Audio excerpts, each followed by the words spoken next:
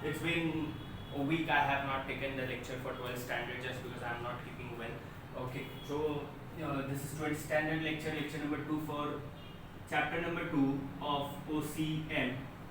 Okay, OCM Commerce, chapter number 2 Functions of Management. Today we are going to cover two topics, organizing and staffing, and its definitions and importance. Okay, उसके हम लोग सब points पढ़ेंगे, 6 सब points of each particular part of organizing and staffing. So this is Basit sir welcoming you to the subsidiary of the Tutors Commerce Edge.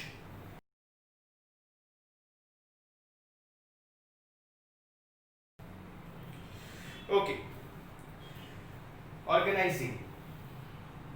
Organizing is the process of identifying, bringing the required resources together such as men, money, material, machine and method, grouping and arranging them properly for achieving the objectives.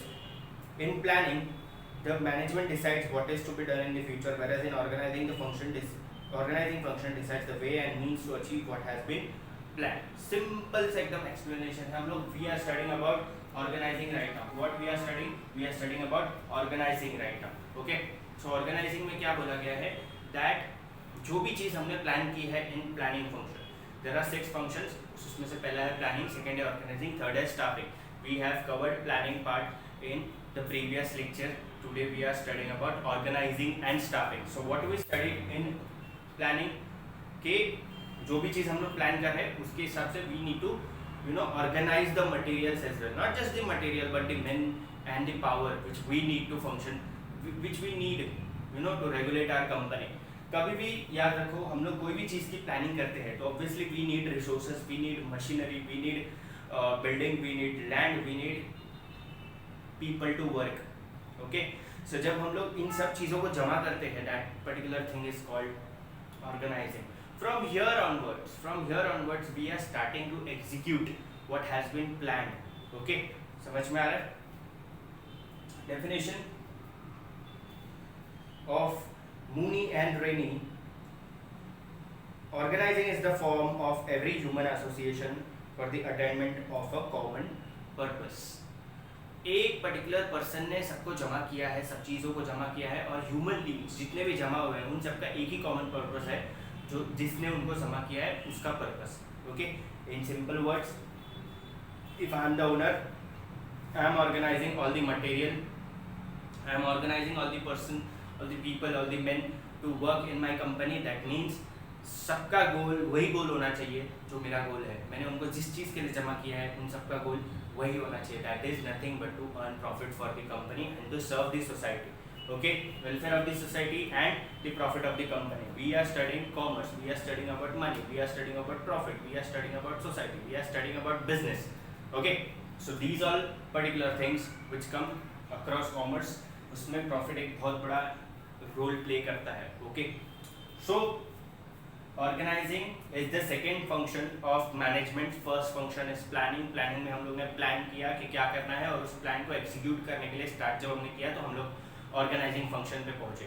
Okay, we are collecting everything, we are organising everything.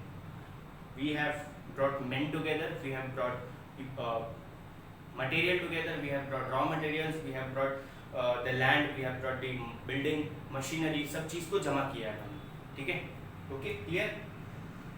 So importance, I hope you will have understood what is definition. Definition में क्या लिखा गया था मैंने तुम लोगों को भी एक्सप्लेन कर दिया है, मीनिंग समझा दिया है. ऑर्गेनाइजिंग क्या होता है? Organising is the second function of management. First function is planning. We have studied about planning in our previous lecture. We are studying about organising right now. Meaning और डेफिनेशन हमने पढ़ लिया है, इंपॉर्टेंस की तरफ अभी पढ़ते हैं. Okay, so there are actually 8 and we are going to cover 6 function importance of organising. So first is facilitates administration and operation. Organizing process leads to identify and to group the activity. Grouping and assigning the activities is the task of administration, whereas processing according to it is operational activity. Thus organizing facilitates administration as well as operation of the organization. Due to proper grouping of the tasks and the employees, there is increase in production and reduction in the wastage. Simple explanation है what they have told over here is, if we are doing proper organizing, if we are organizing the material, if we are organizing the raw materials, if we are organizing land, building, men, laborers, everything, if everything is organized in a very perfect way, then the company can earn more and more profit. Okay, now how to earn more profit, I'll tell you. You can, if you are doing proper organizing, that means you are wasting less resources, and if you are wasting less resources, that means you are utilizing more resources. That if you are utilizing more resources, that means you are producing more finished goods. If you are producing more finished goods, that means you are selling more finished goods. If you are selling more finished goods, that means you are earning more. Ultimately, it is resulting in profit. Maximization of profit by reduction of wastage is the key function of organizing. अगर organising proper है, हमने proper machine लाई, proper जगह पे हर एक particular चीज को allocate किया, that means we are on our proper right track. Okay,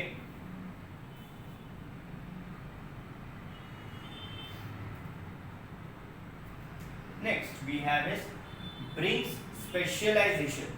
Operational structure is a network of relationships in which the work is divided into units and departments.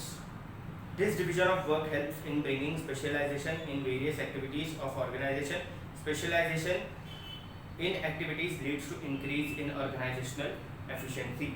Now what they have told over here is कि अगर हम लोग ने organisation proper तरीके से किया, that means every work, अभी देखो मैंने तुम लोगों को पहला पॉइंट बताया था, less wastage of resources leads to more and more profit. Optimization of resources, in simple words, optimization of resources, ठीक है, optimal utilization of resources. What specialization brings specialization, ये चीज़ सब सुन के क्या फील होता है कि हम लोग जो भी काम, जो अगर हम लोग ने प्रॉपर ऑर्गेनाइजिंग की है, that means each and every work is done in a very expertized way. Okay, the work which has been going on in our company is going on very fluently. ठीक है, बहुत fluent तरीके से, बहुत smoothly हमारी company में काम हो रहा है बिना एनी ऑब्स्ट्रक्शन के. ठीक है, बिना किसी ऑब्स्ट्रक्शन के हमारी कंपनी में काम होता है, तो ऑब्वियसली रिसोर्सेज वेस्ट कम होते हैं, डिले कम होता है, टाइम टू टाइम प्रोडक्शन होता है, ज़्यादा से ज़्यादा प्रॉफिट होता है. ओके, ये ऑर्गेनाइजिंग प्रोसेस की खासियत है. If you are doing proper organising, you know all the 6 functions of management are interdependent. पहला प्लानिंग है, प्लानिंग पे डिपेंड करता है कि ऑर्गेनाइजिंग कैसी होगी, ऑर्गेनाइजिंग पे डिपेंड करता है कि स्टाफिंग कैसा होगा. सो ऑब्वियसली हर एक particular function of management interdependent है एक दूसरे के साथ. If you are doing proper strong efficient organising, that means the staffing becomes very easy. Staffing job becomes very easy. Third is defines the job properly. एक organisation में अगर हम लोग ने प्रॉपर तरीके से ऑर्गेनाइजेशन को ऑर्गेनाइजेशन इसलिए बोलते हैं क्योंकि वो एक ऑर्गेनाइज्ड बॉडी रहती है, ऑर्गेनाइज्ड बॉडी रहती है. जमा की हुई चीज़ें एक साथ लाके हमने कुछ काम चालू किया है, अलग अलग जगह से लोगों को बुलाया, अलग अलग जगह से हमने रॉ मटेरियल जमा किया, अलग अलग जगह से हमने मशीन लाई, अलग जगह पे लैंड खरीदा और बिल्डिंग्स बनाई. ठीक है, सो ये सारी चीज़ें जब हमने एक साथ लाई, तो obviously we are organizing something and we are doing something which will in turn give us profit और give them the salary who are working for us. Okay, salary वगैरह जो काम करने वाले लोग हैं उनका हम लोग स्टाफिंग वाले पार्ट में पढ़ेंगे. Right now we are studying about organising. 2 point हमने पढ़ा है, facilitates administration and operation. Second is bring specialisation. Third is what we are studying right now, defines the job properly. अगर हमने प्रॉपर तरीके से ऑर्गेनाइजिंग की है तो हमको हमारे जॉब को प्रॉपर तरीके से समझ में हम हमारे जॉब को प्रॉपर तरीके से समझ सकते हैं. Okay, what we need to do is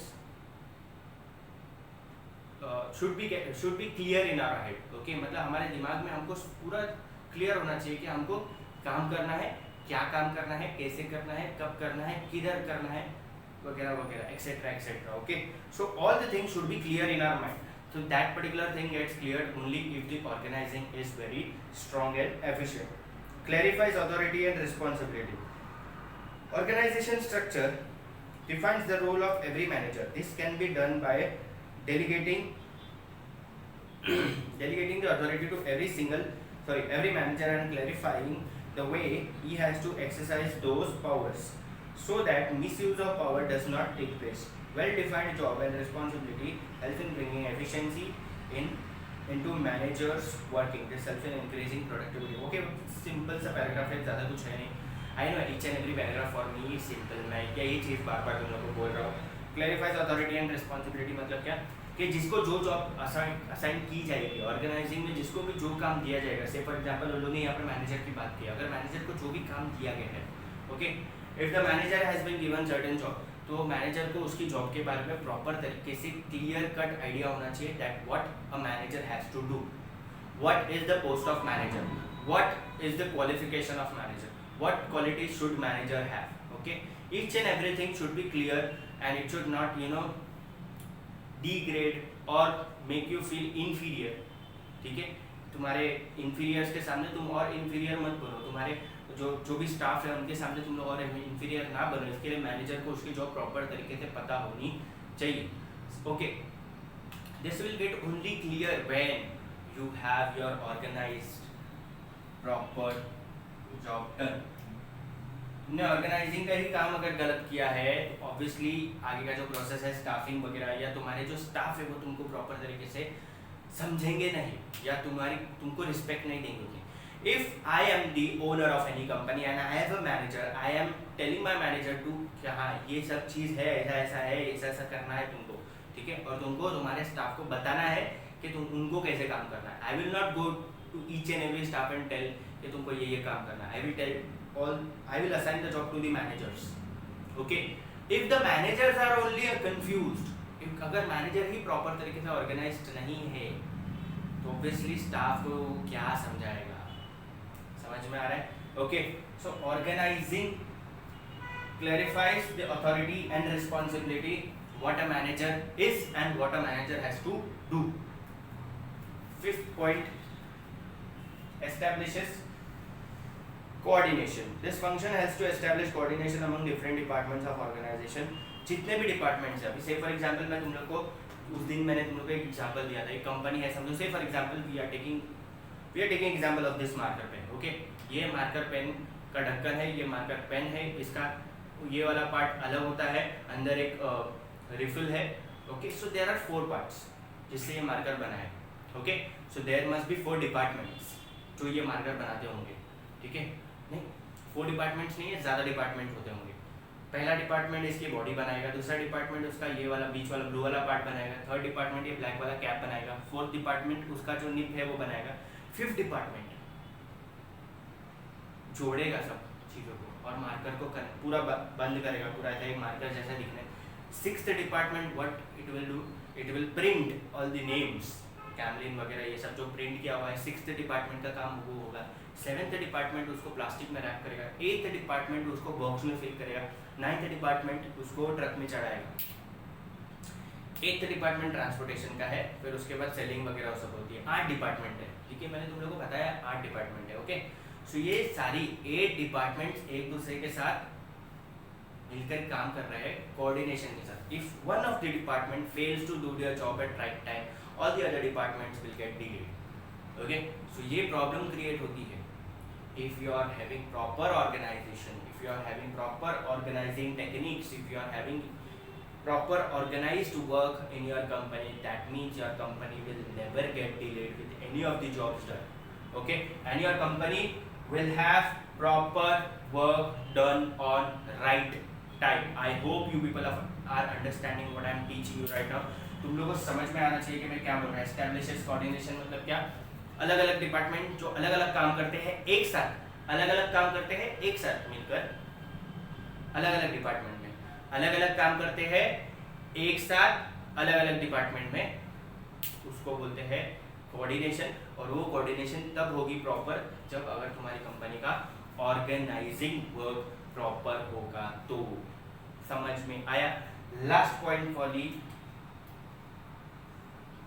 organising importance, help for effective administration. Administration मतलब क्या, प्रॉपर तरीके से कंपनी को चलाना. एडमिनिस्ट्रेशन मतलब सिंपल, जो day to day activity of office work है वो, ठीक है. एडमिन डिपार्टमेंट यानी कि ऑफिस का काम जो होता है वो भी प्रॉपर तरीके से अगर तुमको चलाना है तो you need proper organising.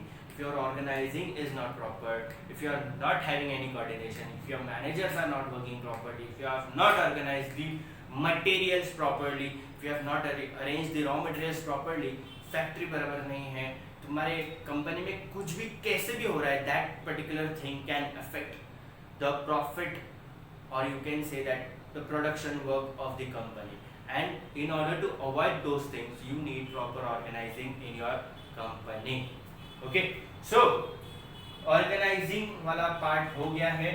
We have studied importance of organizing, 6 points of importance of organizing, and we are heading towards the interval of the lecture. Okay, now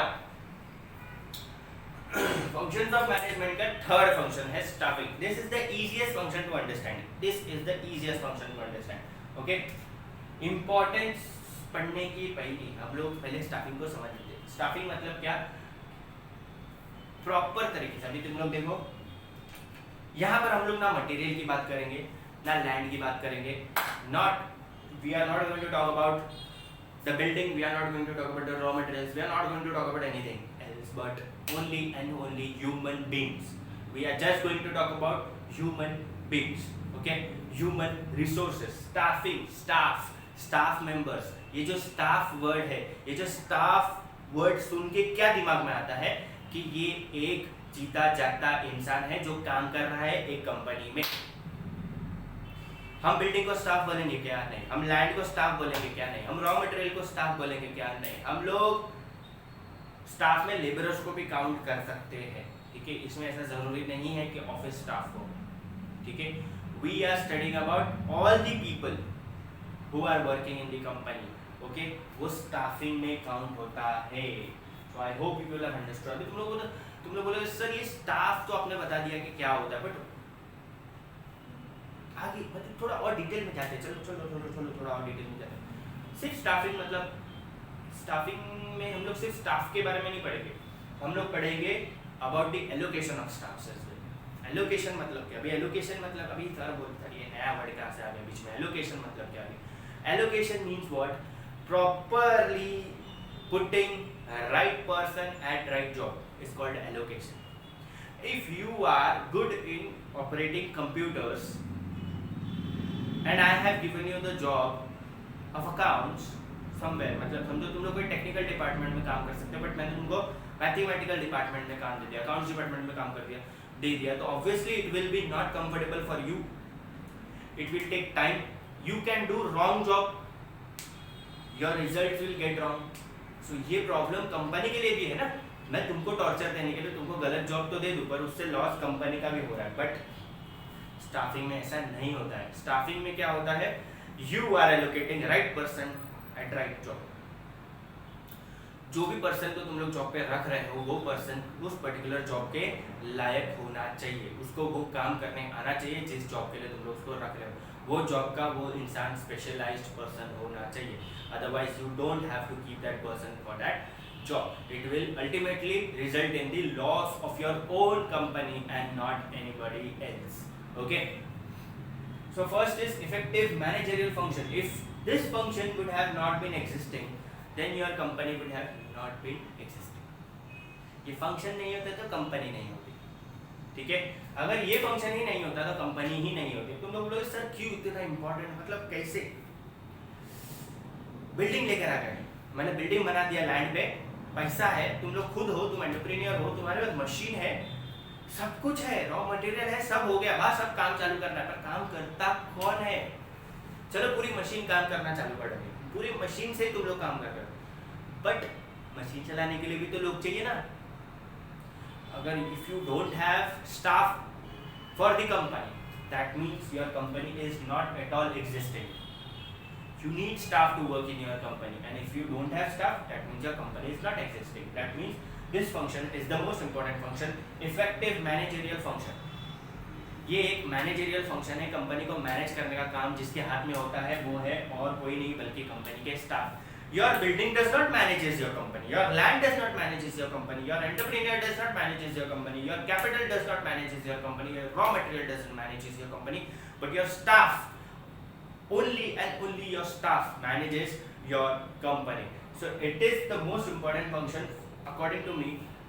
managerial function है ये, बहुत इंपॉर्टेंट मैनेजरियल फंक्शन है, इसके बिना company manage हो नहीं सकती है।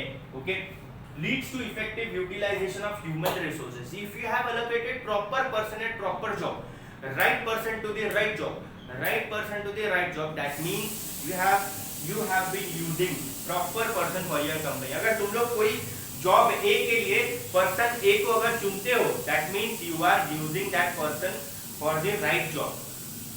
ठीक है, तुमने एक काम के लिए किसी को अपॉइंट किया है, वेट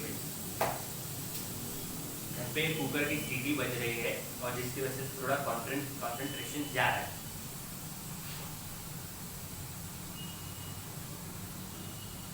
कितना लंबा सीटी?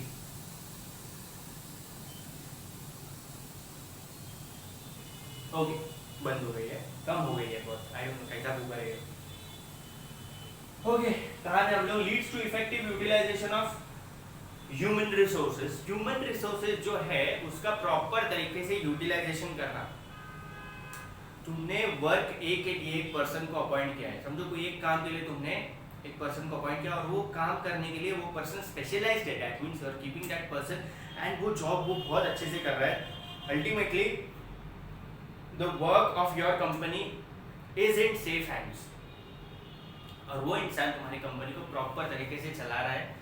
For you, he is working and he is taking salary, ठीक है, सैलरी वेजेस जो भी है, ठीक है। सो ये जो पर्सन होता है स्टाफिंग जो है, इट पर्टिकुलरली एक्सप्लेन्स यू, ठीक है, ये बहुत अच्छे से तुमको एक्सप्लेन करता है कि you have to utilize human resource at an optimum level, ठीक है। तुमने अगर ह्यूमन रिसोर्स को प्रॉपर तरीके से यूज कर लिया, ultimately your staffing is successful. Okay, third point what we have is builds called cordial relationship. Obviously machines don't have feelings, obviously land doesn't have feeling, building doesn't have feeling, the raw material doesn't have feelings, but human beings do have. Okay, so एक दूसरे के साथ cordial और friendly relationship बनाने के लिए ultimately we human beings, the one who are going to become the staff members of the company will lead to the cordial relationship in a company, ठीक है। कंपनी के cordial relationship को maintain करने के लिए कंपनी में हर एक इंसान का एक दूसरे के साथ अच्छा रिलेशन रहे, इसकी जिम्मेदारी और किसी के हाथ में नहीं बल्कि स्टाफ के हाथ में रहती है। If your staff members are very polite, they are nice to each other, that means your company is having cordial relationship. Your machines never maintain cordial relationship. Your raw materials, your land, your building, your everything which is a non-living thing doesn't contribute to cordial relationship, maintenance of cordial relationship in your company. Okay, health in human resource development. Now ये point बहुत ज़्यादा important है। अब तुम लोग बोलोगे sir human resource development और human resource ये ऑलमोस्ट सेम लग रहा है पॉइंट, ठीक है। सेकंड और फोर्थ पॉइंट तुमको थोड़ा सा सेम लगेगा बट सिमिलर सेम नहीं, similar. Let us use the right word. Similar होता है वो, मैं पहले से सेम बोलते हुए आया हूँ उसके लिए।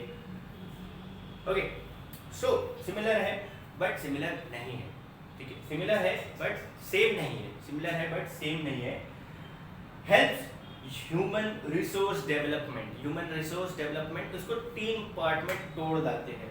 It helps human resource to get developed. Simple सा एक्सप्लेनेशन। ह्यूमन बींग्स को जब कोई अगर हम लोग स्टाफ को रखते हैं ना काम पर, तो पहले दिन से ही एक्सेलेंस वर्क, ऐसा अपना पहला ही दिन वो एकदम होते ना फैबुलस काम करके नहीं दिखाता है।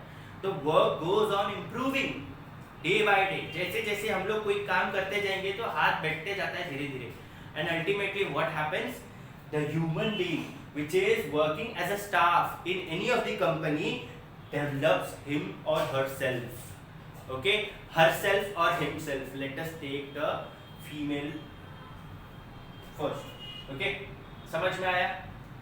ह्यूमन रिसोर्स डेवलपमेंट कि में वो हेल्प करता है, स्टाफ धीरे धीरे डेवलप होते हैं and they feel very comfortable, and they work more efficiently in the company. Second last point for the day is helps effective use of technology and other resources. Obviously, if the staff is good, okay, बहुत बार होता है,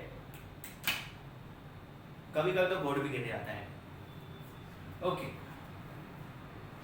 कहा थे हम लोग? Second last point, helps effective use of technology and other resources. If the staff members are very nice, if the staff members have a cordial relationship, if the staff members are developing themselves, if the staff members are very efficient in doing their job, if the staff members don't waste their given resources, that means the staff members are effectively using technology and their resources.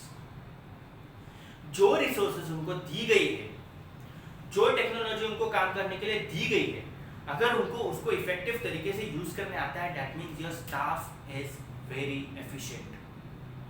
Okay, अगर हमने technology और resources हमारे staff को दी है काम करने के लिए, and if they are using that particular technology and resources properly without wasting, that means they are using it at a very optimum level. बिना किसी वेस्टेज के अगर हमने टेक्नोलॉजी और रिसोर्सेज को यूज करना सिखा दिया हमारे स्टाफ को, या हमारा स्टाफ खुद से ही वो चीज कर रहा है, that means we have a proper efficient staff. And last but not the least point, this is the most important point I will say, improves efficiency. Efficiency मतलब क्या? एफिशिएंसी में बहुत सारी चीज आती है. Efficiency means smoothness, efficiency means cordial relationship. Again, efficiency means development, efficiency means no delegation, efficiency means no delay.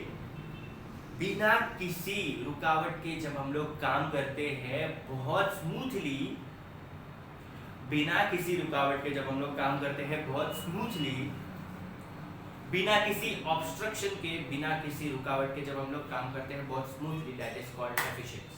तुम लोग बोलोगे सर इसमें एफिशिएंसी को और थोड़ा सा डिटेल में अगर आप बताओगे तो ज़्यादा अच्छा रहेगा, तो क्यों नहीं बताएंगे हम. ठीक है, एफिशिएंसी में एक छोटा एग्जांपल अगर मैं दूँ, समझो किसी एक स्टाफ मेंबर को रिस्पॉन्सिबिलिटी दी गई थी कंपनी का लाइट बिल भरने की, उसने भूल गया और लाइट की कंपनी वाले जो है, मतलब लाइट वाले लाइट काट के चले गए कंपनी की, एंड कंपनी का पूरा काम रुक गया. Was that particular thing important? Light bill भरना इतना इम्पोर्टेंट था? तुम लोग बोलोगे नहीं, कंपनी के काम में तो वो इतना इम्पोर्टेंट दिखता नहीं है. Company is a unit of production activity. हम लोग ठीक है लाइट बिल भरेंगे, बट वो थोड़ा सा कहीं ना कहीं कम इम्पोर्टेंट चीज़ दिखती है. अगर हम लोग घर की बात करेंगे तो लाइट बिल भरना इम्पोर्टेंट लगता है, ठीक है, बट हम लोग कहीं ना कहीं कंपनी में इतना सारा काम करते हैं ना, कोई इंडस्ट्री, अगर बड़ी इंडस्ट्री की बात, इतनी सारी काम रहती है, उसमें एक लाइट बिल, छोटा सा पन्ना, छोटा सा पेज का बिल भरना अगर हम भूल जाते हैं, then it can obstruct the smooth functioning of the company. Light ही चली गई, मशीन्स बंद हो गई, पूरा अंधेरा हो गया, your production activity stops. See, smallest thing has affected the company so badly. अब एक और एग्जांपल ले लो, तुम्हारी कंपनी का बाथरूम जो है, सैनिटेशन एरिया जो है वो गंदा रहता है, वो तुमने क्लीन नहीं करा है, तो ultimately the staff members can fall sick and they can take leave. And if you are not cleaning the toilet or bathroom properly or sanitation properly, keeping proper facilities for sanitation, then if your staff members are falling sick, they will take leave, you will fall short of staff, and ultimately your work will get delayed or slow. कहीं staff ने कुछ ऐसा काम जो आज करना था वो कल कर दिया, तो वो एक दिन लेट हो गया, ultimately your company is getting delayed with some or the other work. सो ये चीज़ नहीं होनी चाहिए. कंपनी में बिना रुकावट के अगर कंपनी चल रही है smoothly, that particular thing is called efficiency, and ultimately your company will get affected very severely if your efficiency is not maintained properly. Okay, so we studied two things today from the functions of management chapter number 2 of OCM Commerce lecture. This was lecture number 2 of 12th standard. We studied two things, organizing and staffing. Organizing का definition पढ़ा, staffing का definition पढ़ा. Organizing का importance पढ़ा, staffing का importance पढ़ा. Organizing की importance में we studied 6 points, staffing की importance में we studied 6 points. So organising के 6 पॉइंट्स जो थे वो थे facilitates administration and operation, brings specialisation, defines the job properly, clarifies the authority and responsibility, establishes coordination, helps for effective administration. 6 points for staffing and its importance are effective managerial function, leads to effective utilization of human resources, builds cordial relationship, helps human resource development, helps effective use of technology and other resources, improves efficiency. Total of 12 points we studied of organizing and staffing. There are 6 functions of management, out of which we have completed 3. I guess the third lecture for this chapter will be very huge because I am going to cover all the 3 topics in next lecture, and it will be day after tomorrow or so.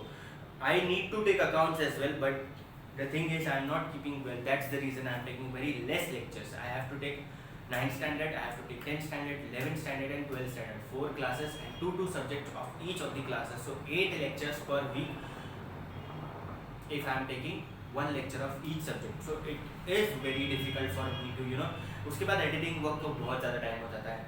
So till the time you are watching this video, I will be in my next lecture. Okay. So I hope you people have understood what I have taught you right now. Okay. बाहर जाने की ज़रूरत नहीं है, घर पे बैठो और पढ़ाई करो, बाहर जाना नहीं है हमको, बिकॉज कोरोना वायरस जो है वो बाहर बहुत ज़्यादा इफेक्टिव तरीके से फैल रहा है, and we are noticing, we are hearing very high level of casualties these days. कितने लोगों की मरने की खबर आ रही है due to corona virus, and that is very bad thing.